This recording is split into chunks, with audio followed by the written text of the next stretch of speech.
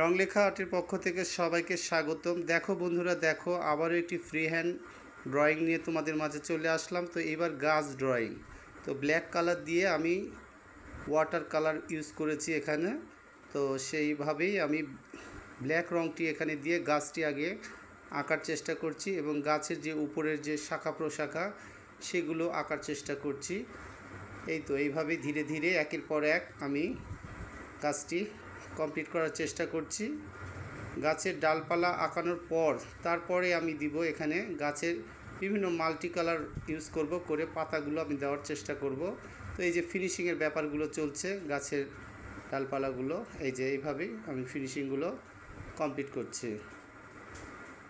তো আমি কিছু কটন বার নিব, কটন বার নিয়ে কটন বার একত্রিত করে সেই কটন বারের এই যে কটন বারটি নিয়ে আমি রঙগুলো কটন বারে ভরাবো এবং ডিপ কালারটি আমি কালো রঙটি এখানে দিচ্ছি এই কারণেই যে কালো রঙ দেওয়ার পরে তারপরে এখানে বিভিন্ন কালারগুলো দেওয়ার পরে তখন দেখতে অনেক সুন্দর লাগবে পাতা।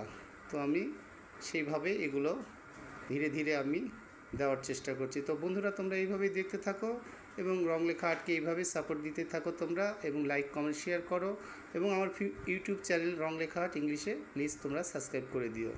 তো এই যে আমার ব্ল্যাক কালারটি দিয়ে পাতাগুলো দেওয়ার পরে আমি এবার ইয়েলো কালারগুলো দিচ্ছি। ইয়েলো কালার দেওয়ার পরে ধীরে ধীরে আমি আরও অন্যান্য যে রঙগুলো আছে সেগুলোও দিব। আমি এই যে হলুদ রঙগুলো এইভাবে ছোপ ছোপ করে কটন বারের সাহায্যে আমি দিচ্ছি।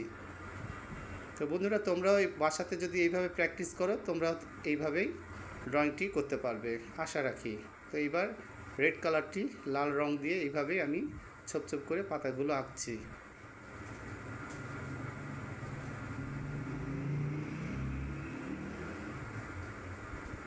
ধীরে ধীরে এই যে এভাবেই পাতাগুলো কমপ্লিট হয়ে যাচ্ছে।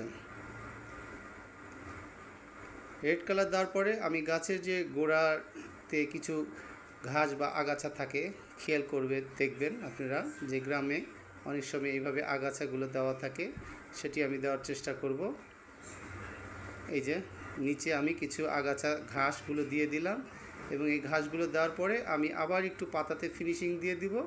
পাতা ফিনিশিং দেওয়ার পরে আমার ড্রয়িংটি সম্পূর্ণ হয়ে যাবে। তো বন্ধুরা, ড্রয়িংটি কেমন হলো আবারও বলছি, তোমরা অবশ্যই জানাবে এবং এইভাবেই রংলেখা আর্টের পাশে থাকবে। এই যে আমি নীল রঙটি এবং হলুদ রং মিক্স করে একটি সবুজের একটা শ্যাডো নিয়ে আসার চেষ্টা করেছি যেন দেখতে অনেক সুন্দর লাগে। তো তোমরা যে যেখানে আছো ভালো থাকো, সুস্থ থাকো, রংলেখা আর্টের পাশে থাকো। আজকের মতো এখানে শেষ করছি। আল্লাহ হাফেজ।